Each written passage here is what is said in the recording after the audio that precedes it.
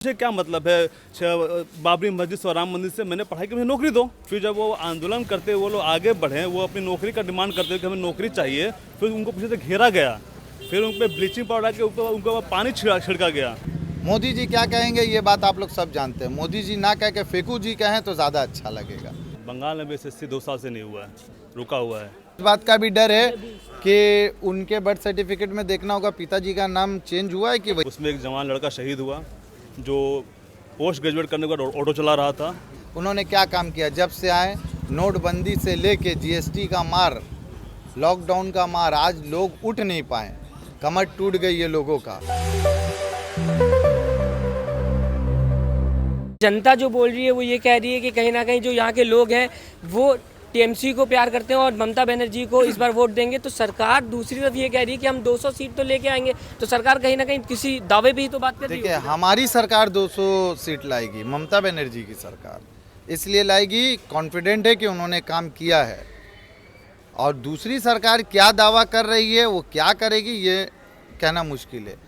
बिना वर्क किए अगर हम कह देंगे कि हम जीत रहे तो आप अभी कह सकते हैं रिजल्ट 2 तारीख को आएगा, दूध का दूध पानी का पानी सब सामने, जनता क्या आएगा और फैसला तो जनता करेगा। जनता को मालूम है कि किसने काम किया है और किसने काम नहीं किया है। 2 तारीख को रिजल्ट सामने आएगा, आप सामने देखिएगा। ये कहा कि हम स्कीम दे रहे हैं और ममता बनर्जी स्कैम कर रहे हैं। देखिए, मोदी जी बहुत कुछ बोल रहे हैं। उन्होंने जब 15 लाख रुपए का बात कहा था तो अमित शाह जी ने कहा था ये तो जुमला था, ये जुमला था। लोगों ने उनको वोट क्यों दिया था कि भाई राहुल गांधी हो या सोनिया गांधी हो या कांग्रेस से बदजन होकर उन्हें वोट दिया था कि कुछ अच्छा काम होगा। उन्होंने क्या काम किया जब से आए? नोटबंदी से लेके GST का मार, लॉकडाउन का मार, आज लोग उठ नहीं पाए, कमर टूट गई है लोगों का। आज इसी जगह में TMC के लोग और जितने आम लोग हैं सब मिल के पूरे लॉकडाउन में काम किए। ऐसा नहीं है कि और भी संस्थाएं नहीं किए, उन्होंने भी काम किया। मगर यहाँ एक भाईचारगी का माहौल है और इस माहौल को बिगाड़ने की कोशिश की जा रही है। मोदी जी क्या कहेंगे ये बात आप लोग सब जानते हैं। मोदी जी ना कह के फेकू जी कहें तो ज़्यादा अच्छा लगेगा। मोदी जी खाली कहते हैं कि मोदी जी बजाओ और मत थाली कहिए। बजाओ, बस उनका 2 ही काम है, ताली बजाओ और थाली बजाओ। वो तो कोरोना को भगाने के लिए था तो ना। कोरोना उससे भागता है क्या पता लोगों को उन्होंने बताया हो, क्या वाइब्रेशन से वो बता रहे थे। ना ये गलत बात है। देखिए, हमारे तो यहाँ बंगाल में TMC है, ममता बनर्जी जिंदाबाद है, बस। तो ममता बनर्जी डर क्यों रही है? अमित शाह किससे डर रही है? किससे डर रही है? नहीं बिल्कुल गलत है, ये गलत बात है। क्यों डरेंगी ममता बनर्जी? उनका क्या आपको कॉन्फिडेंट अगर है तो हम क्यों डरेंगे? हमें कॉन्फिडेंट है 2 तारीख के रोज सरकार हम लोग बनाएंगे और बाकी जो विरोधी लोग हैं उन्हें हमने रेडी किया है, उन्हें मिठाई खिलाएंगे। कोई ऐसी बात नहीं। हमारे यहाँ भाईचारगी है, चाहे किसी भी पार्टी से हैं, उनका दावत रहेगा हमारे यहाँ, हम उनको दावत देंगे। मैं आऊंगा आपके पास। अभी फिलहाल ये बोल रहे हैं। सुनिए सर जी, TMC का ममता बनर्जी का 200+ सीट है यहाँ बंगाल में। और बोलिए। नहीं, अभी ये बोला जा रहा है, अभी मोदी जी ने बोला कि जय श्री राम बोलने से ममता जी को डर लगता है। क्यों डर लगेगा? क्यों उनको डर लगेगा? तो ये बात कह रहे हैं ना मोदी जी। देखिए, वो अपने हैं, हमारे अल्लाह है, उनके भगवान है, तो उनमें कोई हर्जा नहीं है, वो कोई भी बात बोल सकते हैं इनके लिए। तो क्या पॉलिटिक्स में ये इस तरीके का जातिवाद लाना ये बात कोई ममता बनर्जी मुसलमान हूँ, अगर मैं पॉलिटिक्स में अभी बोलने लगूंगा नारे तकबीर अल्लाह अकबर, नारे तकबीर अल्लाह अकबर, ये सही नहीं है। यानी कि ये सही नहीं है। आप किसी भी धर्म के हो, आप अपना धर्म अपने हिसाब से मानो, मैं अपना धर्म अपने हिसाब से मानूंगा, मैं एहतराम करूंगा आपके धर्म का। लेकिन इसका मतलब ये नहीं है कि आप एक स्लोगन बना दिए, लोगों को भड़का रहे हैं, तो ऐसा यहाँ नहीं है। सर, योगी ने तो ये तक कह दिया कि उत्तर प्रदेश के CM ने जो जय श्री राम नहीं बोले वो देश से बाहर हो जाएंगे। वो लोग बहुत कुछ बोलेंगे, देख नहीं रहे, जगह जगह का नाम पलट रहे हैं, जगह जगह को बेच रहे हैं। ये छुपा हुआ है क्या? वो कहीं अपना नाम ना बदल दे।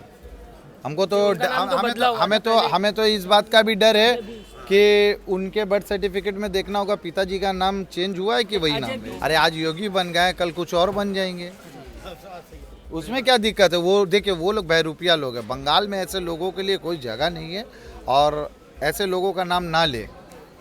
बंगाल में उन्होंने कोई उन्नति नहीं किया। बंगाल में वो आ रहे हैं, हेलीकॉप्टर ला रहे हैं, उतर रहे हैं, वही सब जो लॉकडाउन में सब इधर उधर दायां बायां हुआ वही लेके खेला हो रहा है। खैर, वो सब बात बोलना खराब है, छोड़िए, हटाइए। दूसरी बात आप पूछिए। सर, यहाँ पे मार्केट क्या पूरी रात खुला रहता है? यहाँ ऐसे नहीं, यहाँ पे कुछ लोग हैं, मकामी लोग हैं, सब रहते हैं, भाईचारगी के साथ हैं। हिंदू मुस्लिम एक दो दुकान खुली रहती है 11-12 बजे तक। यहाँ पे माहौल जो वोटर्स हैं वो सिर्फ मुस्लिम ही हैं? नहीं मुस्लिम हिंदू सब है, मिक्स है। अभी आपको मैंने क्या बताया, ये मंदिर है, ये मस्जिद है 100 मीटर के अंदर, और बहुत अमन परस्त लोग हैं यहाँ के। हिंदू भी वैसे ही हैं, मुसलमान भी वैसे, सब कोऑपरेटिव लोग हैं यहाँ पे। अगर आप ये बात चाहते हैं कि कोई बीजेपी कोई टीएमसी, ऐसा नहीं, सब सेकुलर लोग हैं और सब एक दूसरे को लेके चलने वाले में से। किसी का कोई तकलीफ होगा रात 12 बजे एक दूसरे के लिए यहाँ लोग खड़े रहते हैं। ये माहौल है एकदम कॉन्फिडेंट, एकदम यहाँ यही होता ही है। बहुत बहुत शुक्रिया। तो अभी फ़िलहाल कुछ और लोग हैं, बात करेंगे युवाओं से किस तरीके से। अच्छा, बात की जा रही है नौकरी की, नौकरी पहले भी दी जा रही थी, अभी फ़िलहाल दिल्ली की बात की जाएगी तो दिल्ली में युवा जो है वो रोडों पे एसएससी के 1,10,000 के आसपास युवा हैं वो रोज़गार मांग रहे हैं। अब यहाँ बोला जा रहा है कि 2 लाख रोज़गार जो है अगर हम बीजेपी की सरकार आती है तो युवाओं को देगी। क्या लगता है, क्या किस जुमला है या सच है? देखिए, दिल्ली में क्या हो रहा है वहाँ के अवाम, वहाँ के लोग जानते हैं, वहाँ के लोग लड़ रहे हैं। बंगाल में भी जो साहब ने एसएससी का नाम लिया, बंगाल में भी एसएससी 2 साल से नहीं हुआ है, रुका हुआ है। इसका जवाब देना होगा दीदी को। पेपर नहीं हुआ है, एग्ज़ाम ही नहीं हुआ, एसएससी का एग्ज़ाम नहीं चल रहा है। अब प्राइमरी का टीचर का जो एग्ज़ाम हुआ था उसका रिजल्ट नहीं आया, रुका हुआ है। ये जवाब पूछने के लिए जब नौजवान जाते हैं, नवन्नो घेराव करते हैं दीदी से पूछने के लिए कि हमें रोज़गार चाहिए, वो तो कोई आंदोलन नहीं था, इसमें गोली बंदूक लेकर नौजवान गए थे। उसमें एक जवान लड़का शहीद हुआ जो पोस्ट ग्रेजुएट करने के बाद ऑटो चला रहा था। वो गया, बोला कि मैं पोस्ट ग्रेजुएट हूँ, मैं एसएससी के लिए एलिजिबल हूँ, मुझे अब एसएससी एग्ज़ाम देने दीजिए, मैं प्राइमरी के लिए एलिजिबल हूँ, मुझे प्राइमरी एग्ज़ाम देने दीजिए। तो उसको लाठी से मार के उसे मार दिया गया। इस बेकदर मारा गया कि उसके गोश्त से प्रोटीन छोड़ दिया था। वो हमारा साथी जिस तो तरह ये सेंट्रल गवर्नमेंट की वजह से हुआ था या यहाँ की गवर्नमेंट, ये स्टेट गवर्नमेंट दीदी ने किया था दादा को देखते हुए। जैसे मोदी दादा ने किसान रैली को कहा कि ये आंदोलनकारी लोग हैं, ये हैं, ये वो है, आंदोलन एक नया नाम दिए। तो फिर भगत सिंह भी आंदोलनजीवी थे, चंद्रशेखर आज़ाद भी आंदोलनजीवी थे। तो किसान है तो आंदोलनजीवी समझिए आप उन लोगों को। तो जिस तरह से उनके ऊपर पानी का फव्वारा बरसाया गया, आंसू गैस छोड़े गए, लाठी से चार्ज किया गया, बड़े बड़े बैरिकेड बनाए गए, ठीक उसी तरह दादा की तरह दीदी ने यहाँ पे वो काम किया। बड़े बड़े फिक्स्ड बैरिकेड, एक जैसे कि एक तालाब में मछली आ जाती है और उसको मछुआरे आराम से मार लेते हैं, वो कहीं जा नहीं सकता। उसी तरह से दीदी ने क्या किया, बड़े बड़े परमानेंट बैरिकेड लगाएं चारों तरफ से। फिर जब वो आंदोलन करते वो लोग आगे बढ़े, वो अपनी नौकरी का डिमांड करते कि हमें नौकरी चाहिए, फिर उनको पीछे से घेरा गया, फिर उन पर ब्लीचिंग पाउडर के ऊपर उनके ऊपर पानी छिड़का गया, फिर उनके ऊपर आंसू गैस छोड़े गए। कौन थे वो लोग? वो बंगाल के लोग, बंगाल के नौजवान हैं जो नौकरी मांगने आए हैं। उनको जान से मार दिया गया, जान से गया वो लड़का। उसका परिवार है, 2 बच्चे हैं, बीवी है, माँ है। क्या होगा? दीदी क्या जवाब दे रही हैं? जवाब दे रही कि मैं उनको नौकरी दे दूँगी। क्या नौकरी उसको क्यों नहीं दिया आपने? जब वो जो शहीद हुआ हमको कॉमरेड, उसको आपने नौकरी क्यों नहीं दिया? आपने नौकरी उसको दी, वो भी सिविल पुलिस का नौकरी दिया जो परमानेंट नहीं है, जिसका अभी तक उसमें नोटिफिकेशन भी नहीं हुआ है, नोटिफिकेशन नंबर भी नहीं आया है उसका। ये सिर्फ दिखाने के लिए, जिस तरह दादा सिर्फ सपना दिखाते हैं उसी तरह दीदी सिर्फ सपना दिखाती हैं। जब दीदी आई थी 10 साल पहले तो कहा था कि हम यहाँ पर इसको लंदन बना देंगे। दादा ने कहा था कि हम 3 लाख 15 लाख कितना लाख रुपया देंगे, और फिर दीदी ने कहा कि लंदन बनाएंगे। फिर दादा ने कहा कि हम लोग सब एक है, सबका साथ सबका विकास, दीदी ने कहा। लेकिन पीछे क्या हुआ? पीछे हुआ तुम हिंदू हो, तुम मुसलमान हो, तुम राम मंदिर देखो, तुम मस्जिद देखो, ये लड़ाई हो रहा है। मुझे क्या मतलब है बाबरी मस्जिद और राम मंदिर से? मैंने पढ़ाई की, मुझे नौकरी दो, मैं नौकरी का डिमांड करता हूँ। जब मैं नौकरी का डिमांड करता हूँ तो मुझे जान से मार दिया जाता है, तो चुपचाप बैठ जाऊँ। और जब इलेक्शन का आता है मैं कहता हूँ आपने रेलवे को प्राइवेटाइजेशन किया, मोदी सरकार ने किसानों के ऊपर जुल्म किया। रेलवे के लिए कौन लड़ रहा है जगह जगह पे? बीएसएनएल को तो खत्म ही कर दिया। बीएसएनएल को धीरे धीरे कुछ लोगों को 58 साल में रिटायरमेंट देके, कुछ लोगों को हटा के, मतलब जो उन लोग का बीएसएनएल का एक मजदूर संघ है उसको ख़त्म करके धीरे धीरे प्राइवेट कंपनी, तो मोदी जी कहते हैं अच्छा काम करेगी ना। प्राइवेट कंपनी अगर आएगी तो प्राइवेट काम अच्छा करेगी, जल्दी जल्दी देश विकास करेगा। आपको ये बताइए कि प्राइवेट काम में, जो प्राइवेट इंडस्ट्री में जो काम करते हैं वो मशीन होते हैं कि आदमी होते हैं? वो होते हैं आदमी। जो हमारे PSUs हैं जिसको बनाया गया था इसलिए कि ये पब्लिक प्रॉपर्टीज़ है, जैसे कोल इंडिया है हमारा, इस पर सरकार का कोई ये नहीं है, ये पब्लिक का है।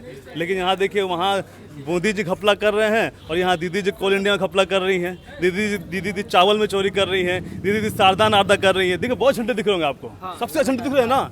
पैसा कहाँ से आया? सारदा नारदा। और शुभेंदु कहाँ है? जेल में है? यहाँ के जो एमपी साहब है जेल में हैं? जितना सादा नादा मना कोई जेल में है? सब कहाँ है? बीजेपी में। उन लोगों का जेल क्या हो गया? बीजेपी। शुभ मंगल में सब है। और यहाँ दीदी के जो फॉरवर्ड ब्लॉक से कितने एक एमएलए साहब को टिकट नहीं मिला हुआ है, वो खुलेआम बोल रहे हैं कि जो टीएमसी और बीजेपी की बी पार्टी है, हम नहीं बोल रहे हैं, वो बोल रहे हैं। आज शुभेंदु अधिकारी को ममता बनर्जी या जो टीएमसी वाले हैं बोल रहे हैं, वही तो चोर, वो तो तू चोर। भाई 10 साल तक वो चोर आपके पास था, और शुभेंदु अधिकारी बोल रहे हैं दीदी चोर, दीदी बीजेपी पार्टी। अरे 10 साल तो वो आपके पास था, क्या 10 साल आप पहचान नहीं पाई? 10 साल उनका समझ नहीं पाएंगे कौन चोर है, कौन क्या है, किस तरह से आ रहा है, किस तरह से पॉलिटिक्स कर रहा है। सादा उन्होंने किया, नारदा उन्होंने किया, वो अपने पास था। जब वो जेबी में जहाँ गया, हाँ तो तोर पर सादा छिलो, तोर पर नारदा छिलो। जब तक टीएमसी में था किचु छिलो ना, जहाँ चेंज किया तो इसके ऊपर सादा था, उसके ऊपर नारदा था, उसके ऊपर ईडी था। इस तरह से जिस तरह से दादा दिल्ली में कर रहे हैं, उससे दीदी कलकत्ता में कर रही है। चैनल को लाइक शेयर एंड सब्सक्राइब करें और बेल आइकन दबाना ना भूलें।